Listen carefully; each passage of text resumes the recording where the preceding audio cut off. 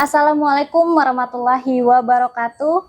Halo teman-teman semua, kembali lagi bersama saya Lutfia Nursidiko pada acara kesayangan kita yaitu ATB Broadcast.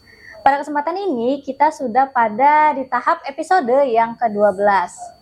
Teman-teman, pastinya hari ini kita akan diskusi santai nih dengan membawa topik peran strategis pemuda dalam mengubah tumpukan sampah menjadi solusi beasiswa bersama dengan narasumber terbaik kita.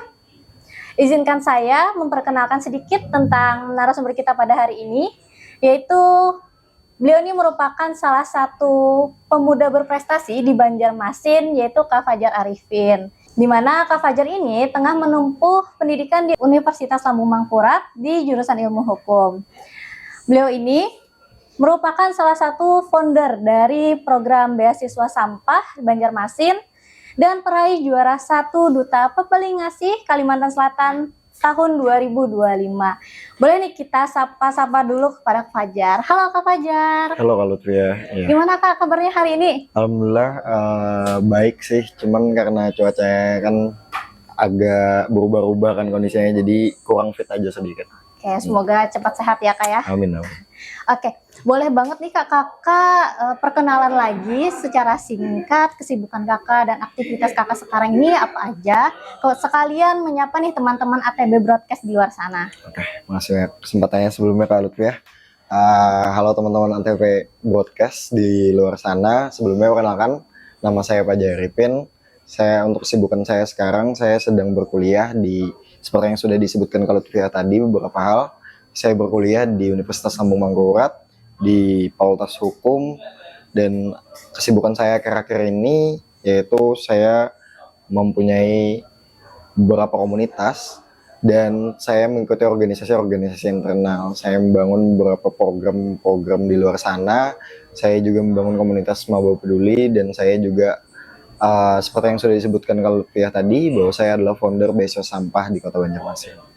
Oke, menarik ya Kak. Setelah saya dengar tadi perkenalan singkat Kak Fajar serta apa yang sudah saya jelaskan tadi, Kak Fajar ini ternyata merupakan salah satu pemuda ya yang mengambil peran dalam dunia lingkungan. Ya betul sih Kak Lutfia, kalau untuk sebagai pemuda yang mengambil peran di dunia lingkungan, sebenarnya pun dalam hal ini saya tuh nggak spesifik untuk mengambil hanya di bidang lingkungan. Saya dalam visi yang saya miliki di kehidupan kali ini sebenarnya bahwa saya fokus kepada yang namanya dampak, dan bagaimanapun dampak yang bisa saya berikan dengan berbagai bidang apapun. Nah, di sini kebetulan sekali bahwa ada posisi yang menurut saya sedang kosong, dalam artian di bidang lingkungan, yang sebenarnya bisa nih kita manfaatkan untuk berdampak satu sama lain. Makanya saya membuat program yaitu beasiswa sampah tadi, karena saya rasa bahwa dengan hal ini itu bisa memberikan dampak ke banyak orang. Seperti yang sedang saya bangun juga di tingkat universitas kali ini. Saya membangun yang namanya Maba Peduli. Maba Peduli ini adalah mahasiswa baru khususnya, yaitu memiliki kepedulian. Nah, hal ini kan bukan hanya fokus ke lingkungan juga gitu. Saya juga emang fokusnya kepada impact yang bisa diberikan sebagai pemuda ke orang banyak gitu. Oke, berarti memang gak cuman berfokus pada satu hal aja ya Kak. Kakak lebih mengambil beberapa bidang yang memang menurut kakak itu sesuai. Ya, betul. Oke. Ngomong-ngomong nih Kak, masalah lingkungan tadi, kita akan fokus mengambil salah satu bidang yaitu mengenai lingkungan ya Kak. Mengenai lingkungan, setelah aku searching gitu ya Kak, ternyata permasalahan di lingkungan kita ini cukup kompleks ya Kak. Dimana salah satu permasalahan lingkungan itu berhubungan dengan masalah darurat sampah. Nah, seperti yang kita ambil contoh nih Kak, dari masalah sampah itu banyak kan salah satunya TPA yang overkapasitas, fast fashion, serta maraknya plastik di mana-mana gitu. Nah, dari permasalahan tersebut nih Kak, apalagi kakak sebagai seorang pemuda gitu, kita sebagai anak muda memiliki posisi strategis seperti apa untuk menyelesaikan permasalahan lingkungan tersebut? Posisi strategis yang dimiliki pemuda untuk menyelesaikan permasalahan-permasalahan yang sedang hadir di halayak banyak, contohnya banyaknya di realitas kita sekarang lah pada hal ini. Bahwa pada dasarnya sebenarnya sebagai pemuda kita tuh nggak perlu muluk-muluk buat memberikan solusi kepada banyaknya permasalahan yang sedang hadir di daerah kita. dari hal sekecilnya perbuatan hal yang bisa kita lakuin seperti buang sampah pada tempatnya, kita bisa bangun bank sampah, kita bisa memilah-milah sampah, kita bisa membangun sebuah gerakan yang kolektif yang padahal pada dasarnya gerakan tersebut terkesan sederhana, seperti pada dasarnya beso sampah itu kan sebenarnya gerakan kolektif yang kesannya sangat sederhana pada dasarnya. Cuman bagaimanapun sesedikitnya gerakan tetaplah sebuah gerakan, sedikitnya kebaikan tetaplah kebaikan. Pada dasarnya suatu hal yang kita gerakan dari hal kecil itu bakalan berimpact besar seandainya kita lakukan secara konsisten bagi saya. Jadi sebagai pemuda, bagaimana solusi strategisnya untuk menyelesaikan permasalahan tadi? Coba kita mulai dari hal kecil terlebih dahulu. Baru kita bisa ekspansi dalam hal ini ke hal-hal besar lainnya. Jadi seandainya sebagai pemuda masih banyak kan akses yang kayaknya lumayan terbatas tidak bisa kita lakuin seperti fast fashion dan semacamnya, kan kita tidak bisa melarang akan hal itu.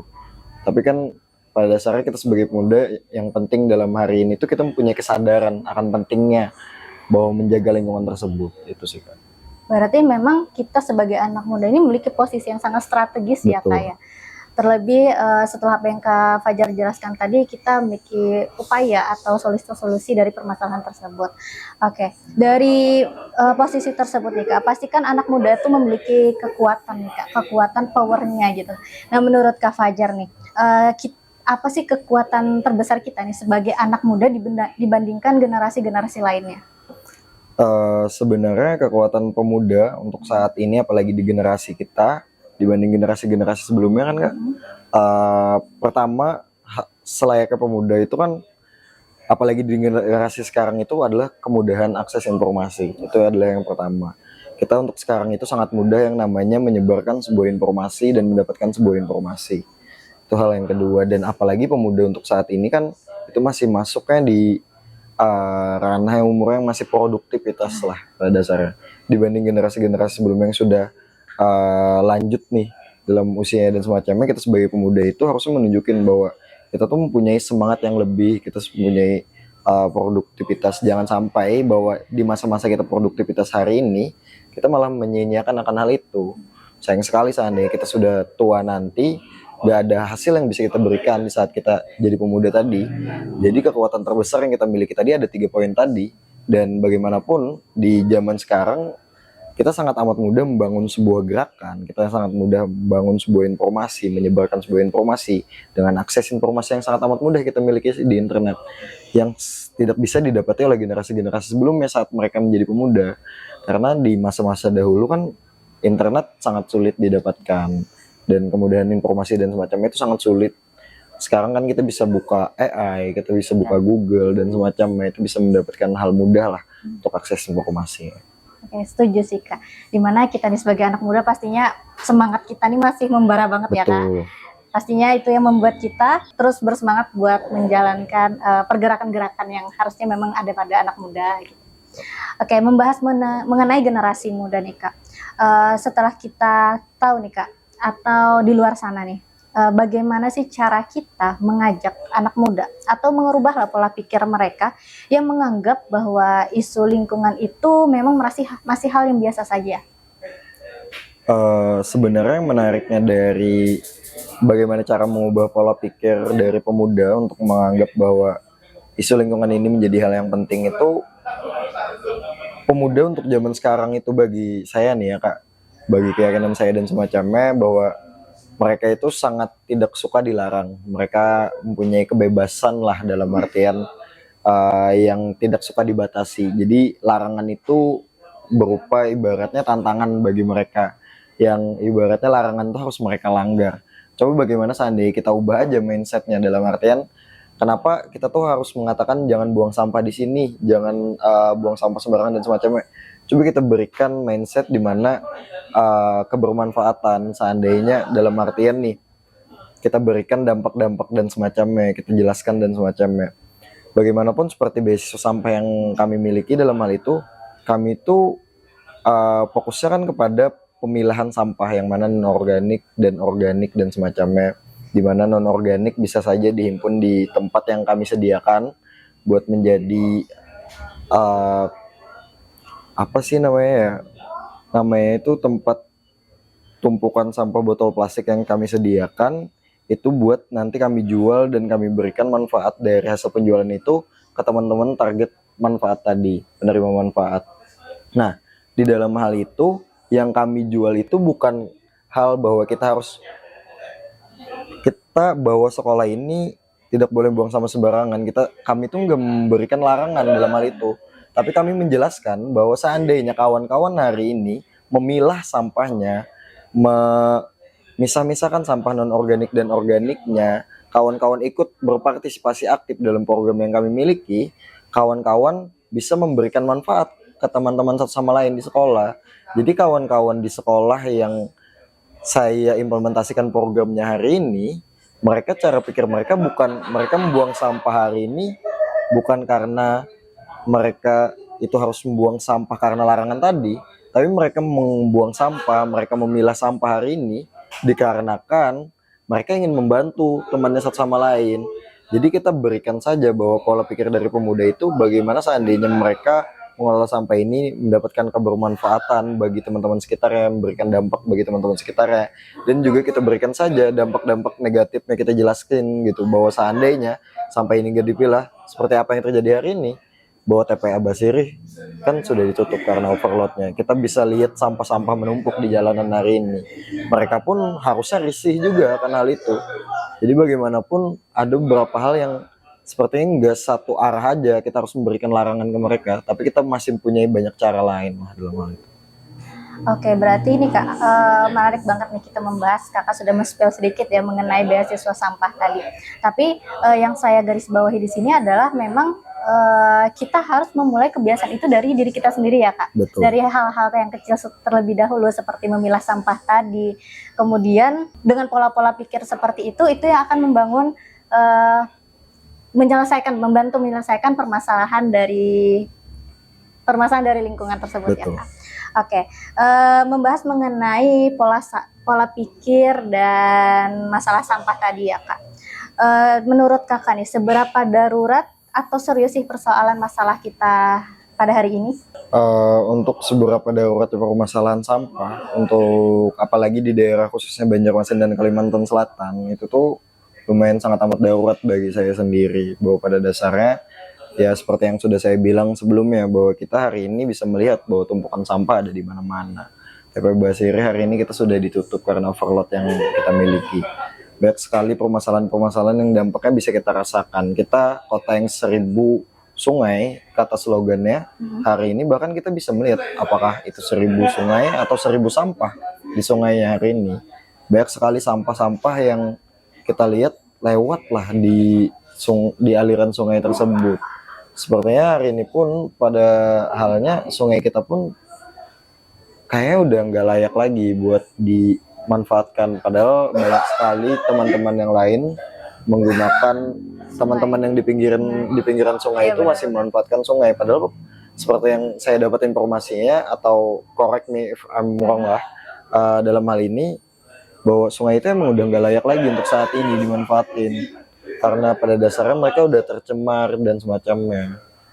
Benar banget sih, apalagi realitanya kita yang tinggal di daerah Banjarmasin melihat itu seberapa daruratnya sampah di Banjarmasin ya Kak. Betul. Oke, mengenai permasalahan isu sampah nih Kak, pastinya kan itu bukan hanya urusan dari pemerintah, tetapi juga menjadi tanggung jawab pemuda. Nah, hal itu mengapa nih Kak? Kenapa pada dasarnya ini juga sebagai tanggung jawab pemuda, bukan hanya pemerintah, karena saya tuh pernah diajarin dahulu bahwa pada dasarnya seandainya kita cuman mengharapkan pemerintah hari ini buat menyelesaikan permasalahan, 5 tahun sampai 10 tahun ke depan pun gak ada perubahan yang bisa terjadi. Pemerintah bisa mengambil sebuah kebijakan, pemerintah bisa membuat sebuah aturan, tapi seandainya SDM di masyarakatnya, SDM pemudanya tidak mengamini akan hal itu, tidak menggubris akan hal itu, mereka malah melanggar sebuah aturan, sebuah kebijakan yang diambil oleh pemerintah hari ini, bahkan tidak ada dampaknya di lapangan. Pemerintah bisa padahal menggaji atau merekrut orang-orang di luar sana buat membersihin sampah. Cuman dengan masyarakat hari ini yang jumlahnya melebihi dari yang bisa pemerintah lakuin, bahkan sepertinya dampaknya bakalan minim sekali. Makanya pada dasarnya hal ini harusnya ditanamin pada semua pemuda hari ini, bahwa seandainya kita hanya menunggu pemerintah hari ini buat mengambil sebuah kebijakan dan solusi, sebenarnya nggak bakalan ada dampak yang signifikan dalam hal itu sebelumnya. Makanya hari ini kita pemuda, kita harus berjalan berbarengan lah pada pemerintah hari ini. Pemerintah mengambil kebijakan, pemerintah memberikan solusi, pemerintah membuat aturan. Maka hari ini para pemuda bisa saja berkolaborasi dengan pemerintah hari ini. Pemuda bisa membangun sebuah gerakan kolektif bersama teman-teman seperti Pandawara hari ini kan, mereka tidak menunggu pemerintah untuk memberikan solusi dan kebijakan. Mereka gerak terlebih dahulu baru dinotis pemerintah dan semacamnya. Oke, aku setuju banget sih Kak, karena memang ketika kita berjalan sendiri ya permasalahan itu nggak akan selesai dari tahun ke tahun. Pastinya kita harus berjalan beriringan ya Kak. Oke. Ngomong-ngomong nih Kak, mengenai permasalahan isu sampah tadi, kita sedikit bergeser nih Kak, bahwa pemuda itu kan bukan lagi sebagai seorang penonton, bukan lagi seorang yang hanya bisa mengkritik ya Kak, tapi kita harus bisa menjadi aksi dari solusi-solusi yang ada. Nah, artinya kita berbicara tentang tanggung jawab nih Kak, berarti kita sebagai seorang pemuda harus memiliki aksi yang nyata. Nah, apalagi setelah Kak Fajar berbicara tadi sedikit mengenai gerakan atau ide yang Kakak buat, yaitu tentang beasiswa sampah tadi. Nah, ini jujur aku unik banget sih Kak, karena kita melihat sampah ini kan sebagai hal yang kotor, atau kita melihat sampah ini sebagai sebuah permasalahan. Tapi di satu sisi Kak Fajar bisa melihat bahwa sampah ini bisa menjadi salah satu solusi dari permasalahan tersebut. Boleh nggak nih Kak, tadi kan udah Kakak ceritain ya sedikit mengenai beasiswa sampah itu. Boleh nggak sih Kakak ceritain kembali lebih dalam lagi bagaimana sih beasiswa sampah itu, gimana Kakak bisa memunculkan ide tersebut, latar belakangnya itu seperti apa? Sebenarnya pada awalnya fokus saya itu adalah, saya tuh lebih fokus kepada isu pendidikan dan juga sosial. Sebelumnya saya juga sebagai ketua OSIS di sekolah saya. Pada dasarnya banyak sekali teman-teman saya yang waktu itu yang sangat kesulitan dalam finansialnya untuk ekonomi buat menunjang pendidikan mereka lah dalam hal itu. Apalagi pada dasarnya kami kan SMK, banyak sekali kebutuhan-kebutuhan buat praktek dan semacamnya. Dan di satu sisi saya juga melihat permasalahan yang celah yang sama dalam hal itu, mengenai bahwa kayak untuk masalah lingkungan atau sampah yang ada di sekolah itu tuh nggak dikelola dengan baik dan rapi. Banyak sekali sekolah-sekolah di Banjarmasin, di Kalimantan Selatan itu memiliki bank sampah, tapi banyak sekali bank sampah itu bentuknya hari ini itu tuh cuman sebagai formalitas yang dimiliki untuk melengkapi hal prestasi yang seperti adiwiyata, seperti hal-hal yang mereka kompetisikan lah antar sekolah masing-masing di sana. Nah, di sini saya mencoba mengemas dengan baik lagi dua permasalahan ini mengenai teman-teman yang memiliki permasalahan dalam ekonomi dan juga permasalahan lingkungan yang tidak dikelola dengan baik oleh masing-masing sekolah. Dari dua permasalahan ini maka saya lahirkan sebuah solusi, yaitu gerakan beasiswa sampah tadi. Gerakan beasiswa sampah ini dilahirkan atas keresahan yang dimiliki oleh para pemuda seperti saya dan teman-teman saya. Di sini akan pertama banyak sekali teman-teman yang tidak bisa menerima bantuan dari pemerintah atas karena finansial untuk pendidikan mereka. Banyak sekali teman-teman yang belum mendapatkan bantuan berupa KIP misalnya, tapi mereka mempunyai permasalahan dalam ekonomi buat pendidikannya. Dan banyak sekali teman-teman yang melihat bahwa secara pengelolaan di sekolah itu sangat amat belum maksimal lah dalam hal itu. Makanya saya bangun sifatnya itu sebenarnya sama seperti bank sampah, cuman bagaimana pengemasannya kami membuat menjadi lebih baik saja hari ini. Nah, di situ beasiswa sampah itu lahirnya dan bagaimana pengerjaannya secara mekanisme, di mana teman-teman yang memiliki kendala dalam finansial untuk pendidikannya, mereka menjadi relawan aktif untuk mengelola sampah yang ada di sekolah. Jadi hasil biaya dari penjualan sampah yang dikelola mereka di sekolah itu impactnya buat mereka sendiri. Nah, jadi kami membangun sirkular ekonomi yang sifatnya saling berterkaitan dalam hal itu. Jadi seandainya teman-teman dalam mempunyai permasalahan dalam finansialnya, itu harus memiliki impact yang nyata juga ke sekolah. Dalam hal itu maka akan ada bantuan yang mereka terima sebagai hal itu. Makanya kami sebut itu adalah beasiswa sampah. Berarti dari beasiswa sampah tadi ya Kak, aku klik sedikit lagi ya Kak, bahwa berarti setelah si relawan tadi mengumpulkan sampah nih Kak, terus kelanjutan dari pengumpulan itu akan dijadikan uang atau bagaimana itu? Untuk hari ini dari yang namanya program beasiswa sampah itu tuh sebenarnya bukan hanya tanggung jawab dari para relawan tadi, tapi bagaimana para relawan tadi menyadarkan dan mengajak seluruh teman-temannya yang ada di sekolah itu menjadi partisipasi aktif dalam program ini. Kenapa saya sebut dalam partisipasi aktif? Karena hari ini beasiswa sampah itu sifatnya sangat sederhana. Kami memiliki tempat pengumpulan botol plastik keranjang botol plastik yang kami taruh di pojokan-pojokan sekolah, di mana teman-teman dari satu sekolah itu diajak untuk membuang sampah botol plastiknya ke dalam keranjang tersebut. Jadi teman-teman yang relawan tadi mengajak mereka buat ngumpulin hal itu, yang dimana kan kita tahu bahwa botol plastik itu mempunyai nilai ekonomi jika seandainya dijual. Nah, nanti setelah hal itu terkumpul dan penuh dalam keranjang, di sana teman-teman dari relawan tadi bakalan memilah nih, bakalan melepas label, melepas tutup botolnya, karena kan masing-masing dari hal itu mempunyai nilai ekonomi masing-masing. Seperti tutup botol dan botol plastik itu kan harus dipisahkan juga dan semacamnya, tidak boleh digabung jika seandainya penjualan dan semacamnya, karena ada yang namanya sampah bersih dan sampah kotor. Nah, setelah mereka ngumpulin, nanti ada dari bank sampah yang di BJM yang pusatnya nanti mengambil, bank sampah induk yang di BJM mengambil sampah di sekolah dan bakalan dijual ke mereka, dan hal itu yang bakalan buat teman-teman relawan tadi sifatnya. Seperti itu kurang lebih. Berarti hasil dari penjualan sampah tadi itu akan langsung diberikan kepada para relawan itu atau bagaimana Kak? Untuk sifat dari pemberian hasil yang sudah mereka kerjakan tadi, karena pada dasarnya pada awalnya uang beasiswa sampah itu fokusnya kepada bantuan buat mereka ujian pada awalnya. Karena kami SMK ada yang namanya ujian kompetensi keahlian. Ujian kompetensi keahlian itu mengundang guru-guru tamu dan para praktisi langsung di lapangan. Di sana butuh biaya yang lebih buat mengundang mereka. Jadi para siswa di sekolah saya itu harus membayarkan iuran lah untuk mengundang guru-guru tersebut dan para praktisi langsung di lapangan. Nah, di situ sifatnya pemberian uang yang bakalan kami serahkan itu tidak memberikan secara langsung kepada siswanya, tapi kami bayarkan langsung ujian mereka kepada pihak sekolah.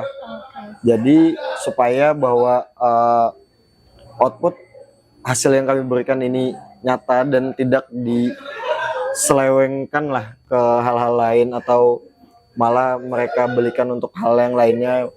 Jadi kami langsung saja memberikan kepada pihak sekolah buat membayarkan uang ujian mereka tadi. Oke, paham. Berarti memang kakak langsung memberikan impact yang terlihat ya Kak, dari beasiswa itu. Oke, mengenai beasiswa itu nih Kak, ada nggak sih sampah-sampah kayak kualifikasi sampah yang memang bisa dapat dijual gitu? Atau semua sampah bisa digunakan? Untuk saat ini pastinya ada sih Kak buat sampah-sampah yang bisa dijual dan semacamnya, karena pada dasarnya apalagi di Kalsel ini belum menerima semua sampah tadi. Seperti kita tahunya misal ada yang namanya es cekek itu kan ada sampah plastiknya dan juga ada sampah dari kemasan sasetnya. Hal itu untuk sekarang itu nggak memiliki nilai jual untuk di Kalsel sendiri. Kalau nggak salah, kalau di daerah Jawa udah memiliki nilai jual, cuman kan bakalan punya gimana ya, kalau seandainya kita mengirimkan sampah ke sana kan bakalan butuh effort lebih dan semacamnya. Jadi untuk saat ini sampah-sampah yang kayak es cekek, sedotan dan juga bungkus saset itu tuh paling kita bisa manfaatkan buat jadi kerajinan tangan dan semacamnya, tapi seandainya mau dijual langsung itu nggak bisa.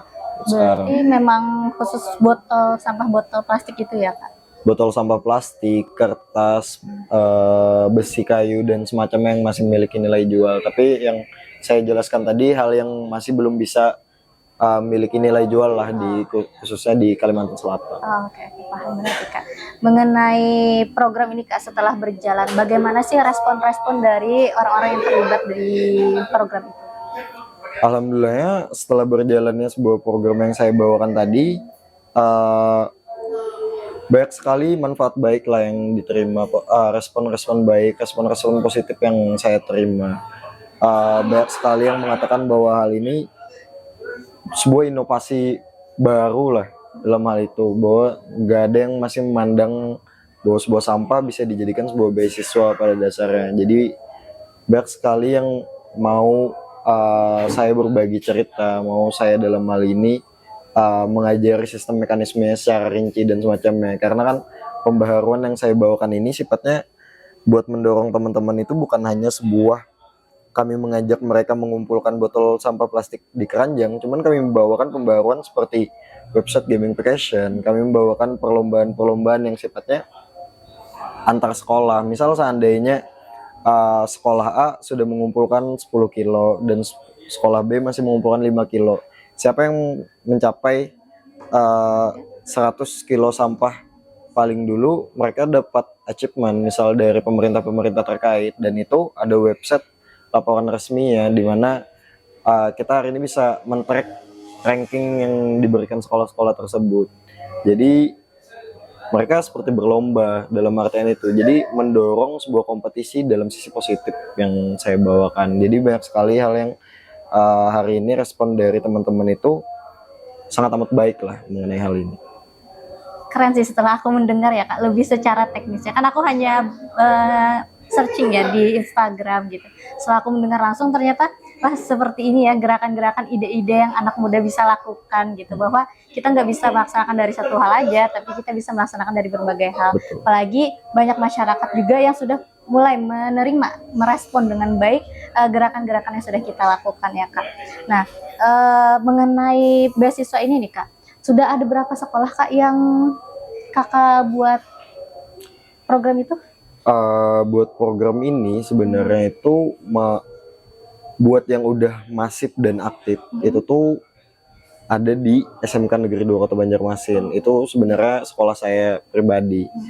Buat mau ekspansi dalam program ini, mau jalannya ke SMA khususnya di daerah Sungai Andai, karena saya orang asli Sungai Andai kan, dan pada dasarnya ada beberapa sekolah juga yang mengajak untuk berpartisipasi dalam hal itu. Tapi untuk yang bisa dikatakan untuk saat ini aktif itu di SMK saya pribadi dulu untuk saat ini, karena yang di lain itu masih on progress lah, ongoing dan semacamnya. Nah, saya kan mengatakan tadi ada perlombaan yang bakalan dibutuhin untuk masing-masing sekolah. Tapi untuk hari ini, bagaimana cara saya mengubah mekanisme hal yang besar tadi menjadi hal yang kecil? Karena pada dasarnya kami itu adalah sebuah SMK. Jadi kompetisi yang kami adakan itu antar jurusan sifatnya. Jadi perlombaan mengumpulkan sampah antar jurusan tadi. Jadi ada report yang bisa diberikan masing-masing. Karena sebelumnya juga kan jurusan yang saya ambil di SMK itu adalah pengembangan perangkat lunak. Jadi makanya pada dasarnya kami membawakan website, gamification, kami membawakan sebuah kompetisi yang basisnya mendorong teman-teman aktif lah berpartisipasi. Jadi seandainya sudah ada sekolah-sekolah lain yang harusnya sudah pakem nih dan bisa dikatakan bahwa ini bukan lagi sebuah progres dan semacamnya. Nah, hal itu bakalan saya ubah lagi menjadi antar sekolah tadi, dan alhamdulillah hari ini wali kota dan juga para jajaran pemerintah kota di Banjarmasin tuh merespon hal ini hal yang positif. Karena kemarin tuh sempat juga bicara kepada kepala dinas pendidikan, cuman masih ada beberapa hal yang perlu didiskusikan lagi lah lebih lanjut kepada mereka. Keren sih Kak, karena kita kan nggak bisa langsung ke hal yang lebih besar Betul. dulu ya. Aku setuju banget sama Kak Fajar ya, kita mulai dari yang jurusan dulu perlombaannya, baru nanti antar sekolah. Tapi keren banget sih Kak. Gak terasa ya Kak, obrolan kita hari ini banyak hal membahas mengenai peran strategis pemuda di lingkungan. Sebagai penutup nih Kak, setelah Kak Fajar melihat realita di lapangan gitu tentang peran pemuda terhadap permasalahan lingkungan, apa sih harapan Kak Fajar dan pesan apa yang bisa Kak Fajar berikan untuk anak muda di luar sana serta penonton ATB Broadcast di luar sana?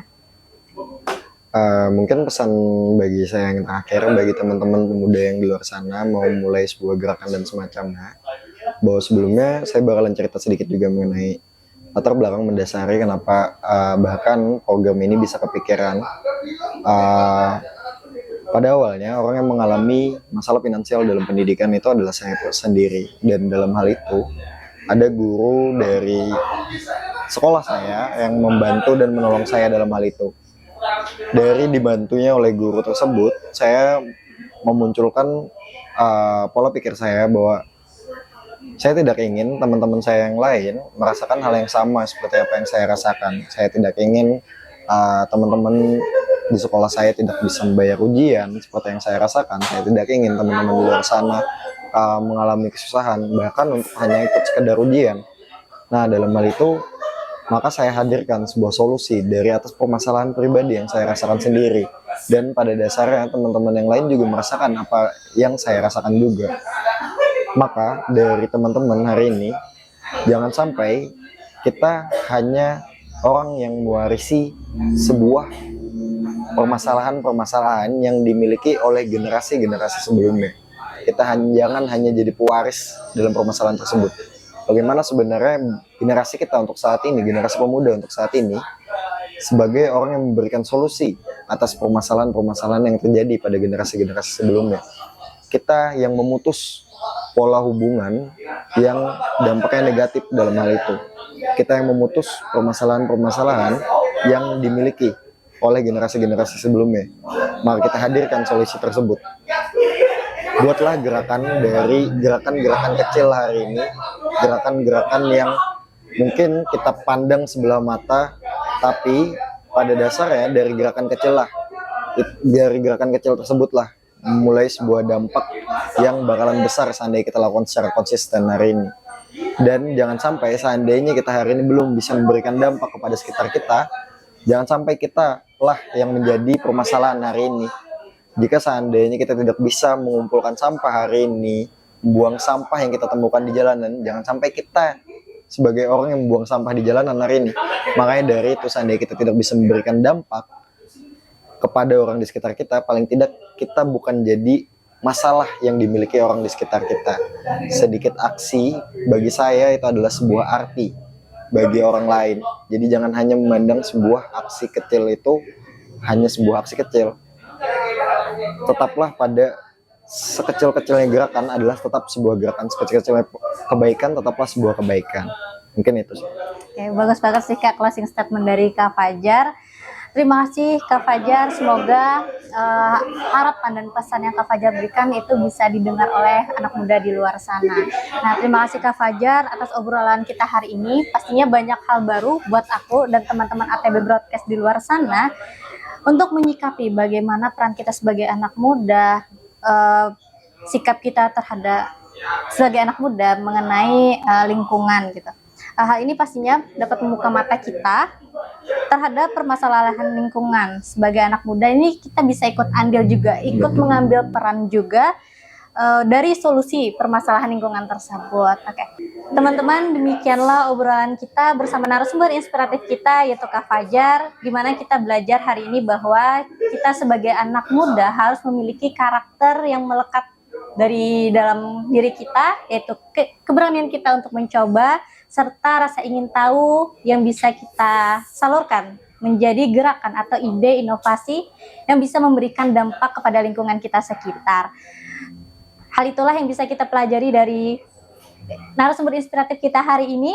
Teman-teman, terima kasih semua sudah menonton. Saksikan terus episode-episode ATB Broadcast lainnya. Saya Lutfia Nursidiko, pamit undur diri. Wassalamualaikum warahmatullahi wabarakatuh.